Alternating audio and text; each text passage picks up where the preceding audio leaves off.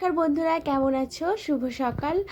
আর আজকের রেসিপি মোচার ঘন্ট। আমি মোচাটাকে ছোট ছোট করে কেটে নিয়ে সেদ্ধ করে নিয়ে ছিদ্র গামলাতে ঢেলে জল ঝরিয়ে নিয়েছিলাম। তারপর কড়াই গরম হয়ে হলে তাতে তেল, জিরে আর তেজপাতা দিয়ে এটাকে নাড়াচাড়া করার পর আমি দিয়ে দেব মোচাটা দেওয়া হয়ে গেলে মোচাটা একটু হলুদ নুন দিয়ে ভালো করে ভেজে নিতে হবে।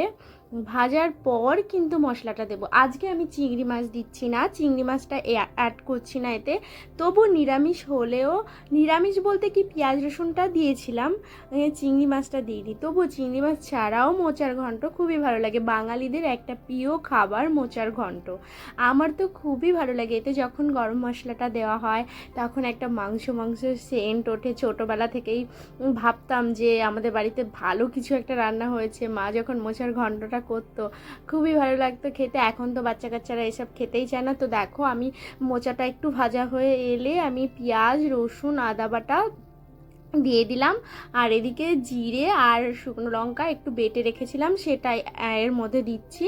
এটা ভালো করে লাল লাল করে ভাজা হয়ে গেলে আমি গরম মশলাটাকে শিলে বেটে তারপর এতে দেবো। তোমরা মোচার ঘন্ট খেতে ভালোবাসো আমাকে কমেন্ট করবে। আর আমার ভিডিওটা ভালো লাগলে লাইক করো, আমার চ্যানেলটিকে সাবস্ক্রাইব করে আমার পাশে থেকো। থ্যাংক ইউ বন্ধুরা। তোমরা জানো তো একটা ভিডিও বানাতে কতটা কষ্ট হয়, কতটা কষ্ট করে ভিডিও বানাই। তোমরা যদি সাপোর্ট না করো ভিডিও বানাতে তো আর উৎসাহ হবে না।